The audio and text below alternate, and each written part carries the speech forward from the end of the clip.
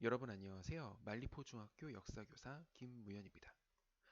자, 여러분들은 지난 시간까지 여러분들 교과서 180쪽에 나와 있는 바로 광해군의 중리배교를 중심으로 한 역사적 인물 광해군에 대해서 살펴보셨습니다. 오늘은 여러분들 교과서 181쪽, 182쪽에 걸쳐서 나와 있는 바로 병자호란과 그 뒤를 이은 북벌 운동에 대해서 살펴보도록 하겠습니다. 네, 오늘의 학습 목표는 역시 이렇게 크게 두 가지가 되겠는데요. 바로 병자호란 이전 인조와 서인 정권의 대외 정책, 우리가 흔히 친명 배금 정책이라고 부르는 이러한 정책의 내용을, 그리고 그 정책의 어떤 사상적 배경, 이런 것들을 함께 설명할 수 있어야겠습니다. 또한 바로 병자호란이 진행되는 과정에서 주화파의 주장, 그리고 그 반대편 척화파의 주장을 비교해서 여러분들이 둘 중에 자신의 의견을 제시할 수 있어야겠습니다. 자, 이렇게 자신의 의견을 제시를 하려면 먼저 병자호란의 전개 과정, 병자호란의 전개 과정의 배경부터 알아야겠죠. 일단 친명, 배금 정책, 첫 번째 학습 목표에 대해서부터 알아보도록 하겠습니다. 자, 친명, 배금 정책인데요. 친명, 배금 정책이라고 함은 말 그대로 명나라를 가까이 하고 명나라와 친하게 지내고 금을 배척한다. 후금을 배척하는 정책을 이루는 말입니다. 광해군이 중리배교와는 달리 광해군을 몰아내고 명분원에 입각해서 정권을 장악한 서인과 인조 정권은 바로 친명 배금 정책을 실시했습니다.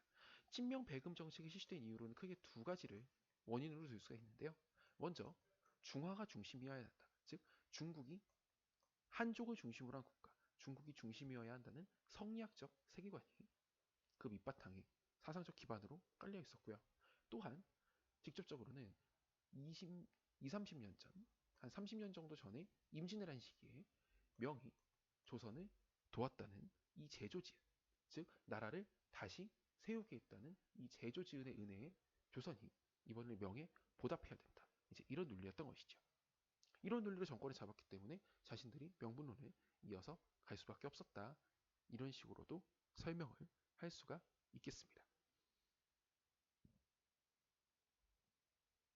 자, 그런데 여기에 대해서 당연히 명나라는 환영을 했겠지만 청나라는 좋아하지 않았겠죠. 네, 그래서 여기에 반발을 한 것이 바로 그 당시에 후금이 반발을 한 것이 바로 이 정묘호란이 되겠습니다. 1627년에 정묘호란이 되었는데요. 정묘호란이 일어나게 되었는데요. 정묘호란에 일어난 호란이라고 생각하시면 되겠습니다. 그 배경을 보시면 먼저 서인 정권의 친명 배금 정책에 대한 후금의 불만이 그 밑에 당연히 깔려 있었다라고 볼 수가 있겠고요.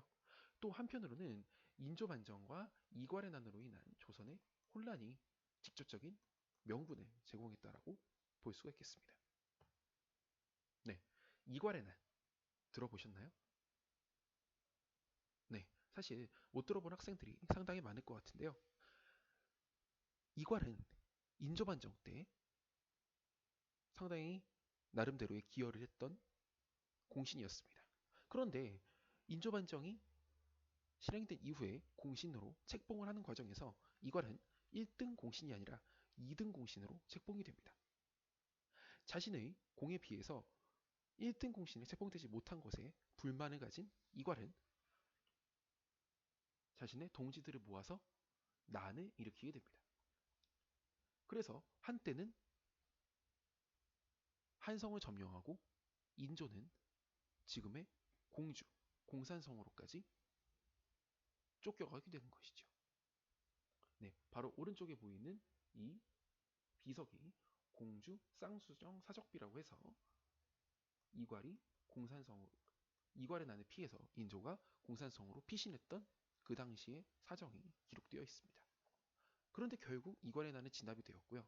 이 이괄의 난이 진압되는 과정에서 살아남아서 도망친 일부 이괄의 무리가 후금으로 도망가서 인조 반정을 비난하는 이러한 사태까지 벌어지게 됩니다.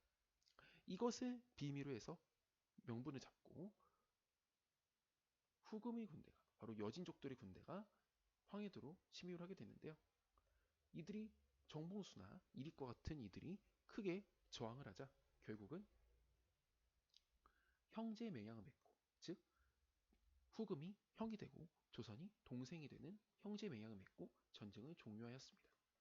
후금의 입장에서는 이것을 명분으로 쫓아왔지만 무엇을 목적으로 한 것일까요? 그 당시 후금의 궁극적인 목적은 바로 어디를 점령하는 것이었을까요? 그렇죠. 바로 중국 대륙, 즉 명나라를 정복하는 것이었겠죠. 그러면 명나라를 정복하기 이전에 뒤통수를 맞지 않으려면, 즉 명나라와 조선이 연결되는 것을 방지하려면 먼저 조선을 잠재워 놔야 되는 것이었죠. 그렇기 때문에 조선이 명나라가 가까워지는 것을 막아야 할 필요성이 있었고 조선을 먼저 선제 공격한 것이다. 이렇게 얘기를 할 수 있겠습니다. 물론 이 정묘를 한 때에는 나름대로 이렇게 저항하는 장군들이 꽤 많았고요. 또한 인조도 강화도로 피난 가서 물에 익숙하지 않은 여진족들이 침입해 여진족들이 전쟁 시도에 저항하는 모습을 보였기 때문에 또한 청나라 입장에서도 크게 전쟁을 벌일 필요가 없었기 때문에 그렇게 크게까지는 전쟁이 일어나지 않았던 것이었죠. 하지만 9년 뒤인 1636년 병자년에 병자호란은 조금 달랐죠. 후금이 세력을 키워서 국호를, 즉 나라 이름을 청으로 바꾸고 조선의 군신관계, 즉 임금과 신하의 관계를 요구를 했다는 것이지요. 하지만 조선은 이에 대해서 치열하게 싸우게 됩니다. 이것을 받아들일 것인가 아니면 화친할 것인가 치열하게 싸우게 되는 것이죠. 결국은 싸울 것을 주장하는 척화파가 화해할 것을 주장하는, 강화할 것을 주장하는 주화파를 정치적으로 이기게 되고 조선은 이 군시관계 요구에 대해서 거절을 하게 됩니다. 결국 청은 조선을 침략하게 되었고요. 왜냐하면 앞에서도 얘기했던 것처럼 명나라를 정복하기 전에 먼저 조선에 잠재워 놔야 뒤통수를 맞지 않게 되는 거죠. 그래서 한양까지 점령하는 반면은 결국 인조는 이번엔 강화도로 도망가지도 못하고 남한산성으로 피신을 하게 됩니다. 강화도로 도망갔던 세자내외는 잡혀오게 되고요. 그래서 결국은 남한산성에서 한 달 넘게 항전을 하기는 했지만 그 내부에서도 이어졌던 척화파와 주화파의 대결에서 이번에는 주화파가 승리하게 되고요. 결국은 청에 항복하게 됩니다. 해를 넘긴 1637년 1월, 사실 청나라가 1636년 12월에 상당히 겨울이 다 돼서야 이제 쳐들어왔는데요. 결국 그 다음 달인 1637년 1월에 청나라의 인조가 항복을 해서 그 당시 직접 왔던 청나라의 황제 청태종에게 인조가 3번 절하고 9번 머리를 조아리는 300고두의 구려고 답니다. 그것을 조금 어려우면 300고두라고 합니다. 3번 절하고 9번 머리를 조아렸다는 것이죠. 네. 그 결과적으로는 서북지방에 대한 막대한 피해, 서북지방이면 지금의 평안도와 황해도 지방을 얘기합니다. 여기서 엄청나게 많은 포로들이 잡혀가게 되었고요. 당연히 전쟁터로 변했기 때문에 국토는 황폐화되었을 것이고요. 수많은 사람들이 청의 포로로 끌려가게 되었습니다.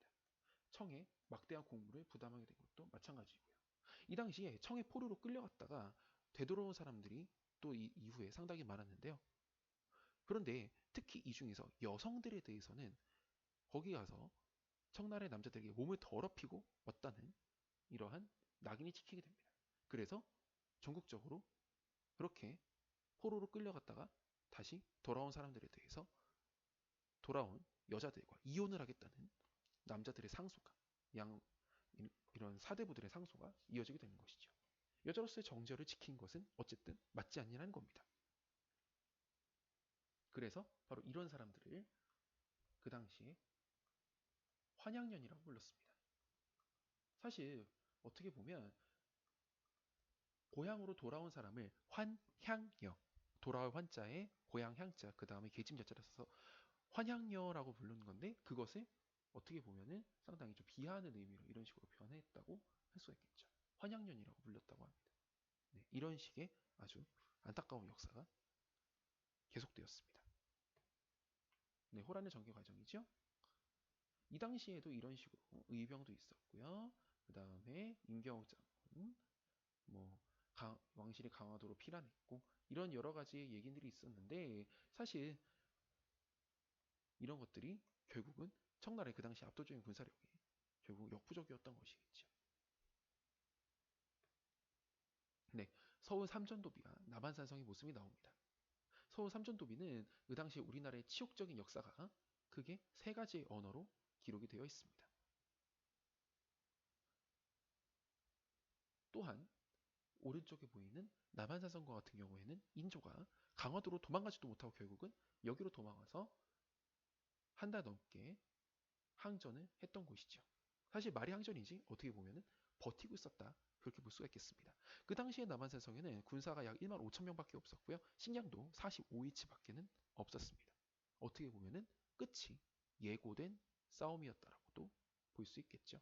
물론 지방에서 구원군이 올 수도 있었지만은 그것을 버티기에는 그 당시에 남한산성의 상황은 너무 역부족이었다라고도 볼 수가 있을 겁니다. 네, 이러한 치욕을 갚기 위한 북벌, 즉 여기서 북이라는 것은 바로 청나라를 의미하는 것이겠죠. 청나라를 다시 한번 정벌하고자 하는 움직임이 인조 이후 효종 때까지 이어집니다. 사실 그 당시 서인 정권 입장에서는 이러한 국난을 막지 못한, 이러한 전쟁을 막지 못한 책임에서 자유로울 수 없었는데도 불구하고 이러한 책임을 어떻게 보면 회피하기 위해서 이러한 북벌 운동을 지속해서 벌였다라고도 정치적으로 해석할 여지가 있는 것이죠. 하지만 전 국민적으로도 호란 이후 청에 대한 복수심이 고조됨과 동시에 바로 서인 정권의 이러한 여러 가지 맥락이 있었기 때문에 이것이 호응이 맞아떨어진 것이 아닐까 이런 식으로도 해석을 할 수가 있겠습니다. 그래서 그 당시 서인이었던 송시열과 송준계 그리고 이완 등을 중심으로 해서 군인이었던 이완을 중심으로 해서 군사제도가 정비되었고 성공학과 무기가 정비되었습니다. 나름대로 전쟁 준비를 했다는 것이죠.